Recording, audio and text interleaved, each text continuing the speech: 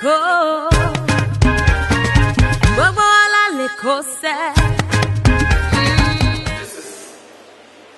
to be an interactive session.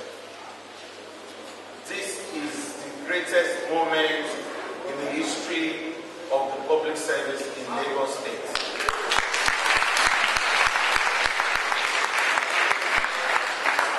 I am so glad that I'm able to come here this afternoon. There are so many misgivings, but the truth is, this next project is just about all of you here.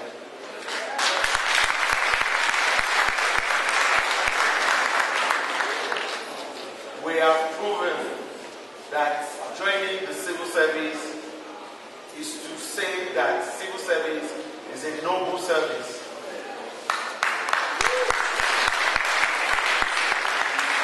And for all of us that have chosen civil service and public service as a career, we are all proud people. And because we are proud, we have broken that final boundary. That final boundary that says that any one of us can become anything that he or she wants to be in Lagos. So this is the story of this project. It's not about Akinwunmi Ambode. All my life, I have served in this same Lagos State service. And all my life, I have done it selflessly. So if I'm able to be your torch bearer, to break that new boundary, that it's not enough to be a person, it's not enough to be a commissioner, that you can become anything. I think the next 4 years is about all of us that are seated here.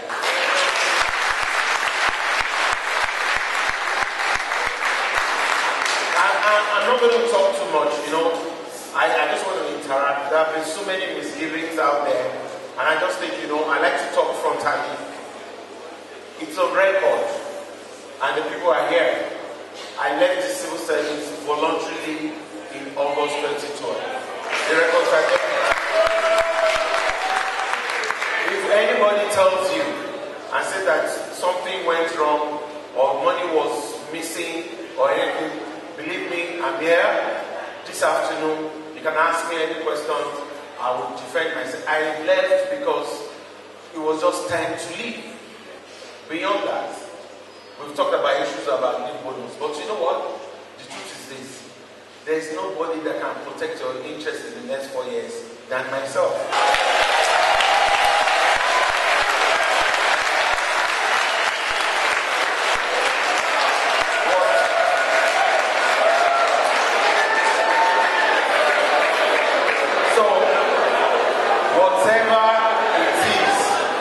Whatever it will take, all the things that God has endowed me with, that have benefited in this system in the last 27 years, if I cannot replicate it in all the civil servants, then I have a question to answer with my God. So I just want to assure you. I want to assure you because, we're not supposed to play politics. But again, this is the only constituency that I know. This is the only place I can get full support. This is what I have known all my life. So I had to just interact with ourselves. And I like to sit down. Questions can be asked. Straightforward ones. I will take it to the level where you have never even imagined. Because you know what? I want more Akinwunmi from this system. God bless you.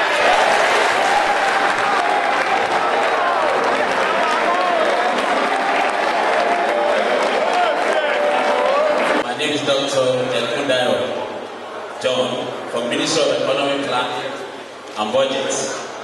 I want to appreciate the honor of having our governorship aspirant here with us. And I just want to based on the premise of some little research study carried out 2010, 2011, it was discovered that Lagosians actually in the area of employment, unemployment, and housing, affordable housing for the people.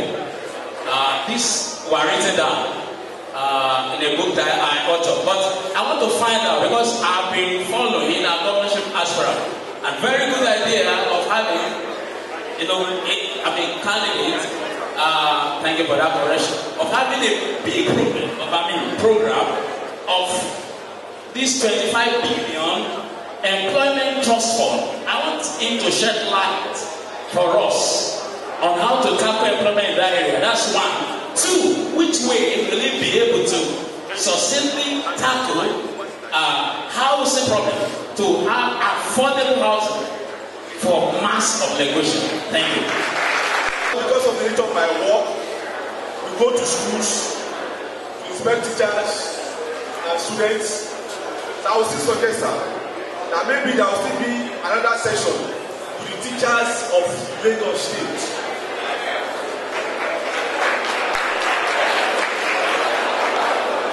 Because I must not deceive you. I must not deceive you. Teachers need to be taught to. I know the population of teachers in the state. They need to be taught to. If they have a session like this with them, definitely, when I came here, the mindset I was coming from, by the time you spoke to us, the thing has changed. We must not deceive ourselves. You are one of our own. And definitely we expect that we should vote for you. So what we are saying in a nutshell, things that have been bothering the minds of people is the salary structure. And it has to be addressed. My question is, what are you going to do for us? What are you going to do for us in the case of carry forward loan and housing loan? And my second question is, we have been hearing some rumors, and they say in every rumors there's an element of truth from the local government and the teachers. They said you are the one that consolidated our salary. So I want you to do more. Dr. Ekudayo, let me explain what that employment trust fund is. The advantage that we are having is that all the resources of Lagos State, whether it's coming in from federation accounts, whether it's coming in from taxes, whether it's coming in from grants or donation, actually belong to all Lagosians. Whether you're a child, whether you're a 70-year-old, whether you're a widow, they are all partakers in the resources of the state. Now, when you decide to vote a government in, that government is representing your interest to take care of the welfare of everybody. So we decide whether we will do roads, whether we will employ teachers, whether we will construct hospitals and every other thing. But we will also decide whether we should take care of our aged or whether we should take care of our younger ones. So that's what you mean by allocation of resources for the welfare of all Lagosians. Then the efficient allocation of such resources is what has brought about this idea of an employment trust fund. Over 60% of the people who are in Lagos are actually youths that don't have jobs. And they are part of this whole system. Beyond the security of Lagos State, the next thing is about the economy and about the ability to create jobs. All these younger ones, they cannot join you in the civil service because there's a maximum limit that you can employ. But they have talents. Some of them are very creative by themselves. And the only way we can reflect the economy in Lagos is to allow some people to have access to finance. These younger ones are graduates. We cannot put them in the civil service, but they are ready to use their hands to create wealth. So I decided, because we've done something so successfully well in this State Security Trust Fund, we can replicate the State Security Trust Fund by having an employment trust fund also. As we speak today, the State Security Trust Fund has attracted over 12 billion naira, 4 billion from the private sector and 8 billion from the state. And in the last 7 years, the state has become safer. So my plan is this: from the resources of the state, every year, let's take out 6.25 billion. For 4 years, that's where you get that of 25 billion. Now, in each division, we will create that trust fund that will allow people from the private sector and every other stakeholder, in conjunction with some of us in the state service, to manage that trust fund. So in each division, we will throw 1 billion to those people that need access to finance whatever it is that they want to do. If we are able to do it, minimum of maybe even 500,000. Somebody that is a hairdresser, or somebody that is able to just do, maybe family, is looking for just 1 million. He or she can employ additional people, like maybe 4 or 5 people. They don't have access to go to the bank. So we only charge them administrative charges of maybe 2%, so that the money can revolve. By so doing, at the end of the year, in all the divisions combined, you could have taken away almost 500,000 people off the streets. You also asked about tackling housing problems in the state. Yes, we will continue with the Lagos homes as it is, because it's a scheme that is supposed to fill that gap in the housing needs. But let us also tell ourselves the truth. There's no way government can fill the housing gap in Lagos State. So we must have a PPP arrangement that attracts people from the private sector to assist us also. But the ones that we are doing, how do we now improve on it to help the lives of me and you? We are going to introduce that aspect of the housing scheme that deals with studio apartments. We will also deal with that aspect that makes you just to rent it rather than you paying outrightly, because not everybody can pay outrightly. It's not possible. We can also review and expand the years of repayment. The mortgage right now is 10 years. There's nothing stopping us from reviewing it if we know that a whole lot of people cannot afford it. So the plan is to make the mortgage facility affordable, more accessible. And then in those areas where you can't buy outrightly, you can just enter and pay rent. People are doing it, and we don't need to even do 4-bedroom, 3-bedroom for everyone. We can do studio apartment for the younger people who will just need to pay maybe rent of minimal amount and stay there, and then as they improve in life, they move away from it and give access to other people. Mr. Dowdo, you said I should meet with the teachers. I've already met with their expo. They said they will pass the message, but I'll take your message seriously. We'll meet with the teachers next week.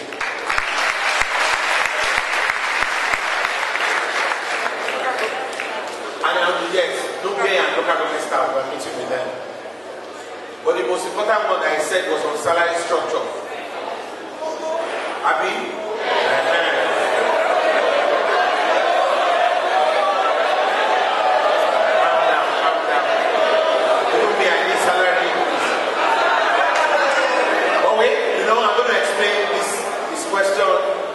Question I was asked on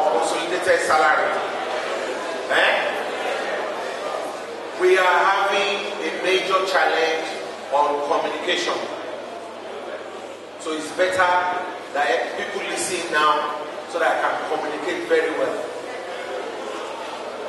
We are going to now take a lot of explanation. It is not possible, and I stand to be corrected. It is not possible for one civil servant to just single-handedly change from harmonized salary scale to consolidated salary scale because he's titled Accountant General of the state. If it were possible, I haven't left this place since August 2012. It's almost 3 years now. The same person who is now the new Accountant General should have reversed it. If it were done by position, if it were Akinwunmi Ambode that changed it, should be another Accountant General is there. It's had almost 3 years. He would have done it for you. So that's just one explanation. Oh, he's here? Now the other explanation is this. There are files in Ministry of Establishment, there are files in the HOS office, the minutes of all the meetings are there. In 2010, the union, in consultation with all the civil servants, decided that the salary that they were receiving was smaller than the ones received by the federal government. We were on harmonized salary scale, but the consolidated was 25% higher than the ones that we were getting. On your behalf, they took the state government on and said that we must pay consolidated. It took them almost 4.5 months before the government would even accede to it. Even when they now agreed, the resolution will still have to be presented at the state expo, deliberated upon, and the resolution taken. When the resolution is taken, don't forget that the head of service is part of the expo. They will come back to another meeting and ratify that resolution. It's the resolution that is passed to Ministry of Staff and then copied Accountant General. It's procedural. So it has nothing to do with me. My own is just to implement it. But then, when the salary increased by 25%, nobody complained. The challenge is that the implication, you only have 2 scales, 2 steps in consolidated. And then the harmonized, we had almost 15 steps. So with 2 steps, you can only get increase either in January or July. So if they promote you, the maximum you can do is step 2 on consolidated. But you know, we were all excited about that increase of 25%. We did not ask for the details. Beyond that, nobody cared anymore. You were not getting pay slip. So nobody was looking at it. And what's the meaning of consolidation? To bring pieces together and form it into one unit. So your transport allowance, your basic, your rent, your leave bonus, your everything, and your overtime was summarized into one item. So when I hear younger civil servants saying that it was Ambode that said they should not pay them bill, I'm wondering, are there no circulars in Alausa again? Because the circular explained it. Now the next level is this. Is it that you don't want consolidated again? So that's question 1. Or you now want a bridge harmonized. Because harmonized is not consolidated. So the issue is, we now want something abridged. A combination of harmonized and consolidation. So we need to explain. So the first answer is this. Let's take it away from this place. Akinwunmi Ambode want you to even get salary more than myself. So I will not do anything to harm you. If there's any civil servant,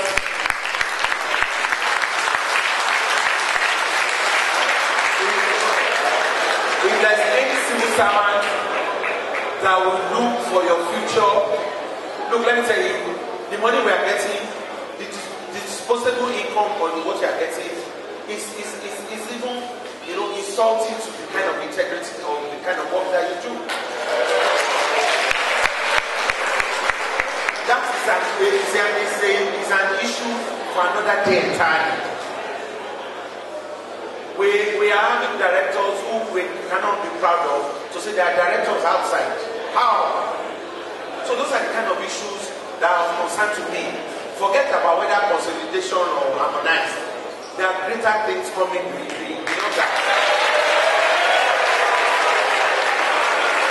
And believe me, people that know me, my work is my bond. That's sanity. Whether they pay us leave bonus on a monthly basis or once in a year, the same figure is what you will get. So if you now decide and say SEO should be having a savings account for the leave bonus, so instead of me taking it every month, give it to me in November. It's your wish now, we'll do it. So let's get it right. Your leave bonus has always been paid. It will be paid continuously. The way and manner you want it is the way it will be given to you. So that's the issue about consolidated. Now, should salary be reviewed on a regular basis? When we get to that page, we'll cross it.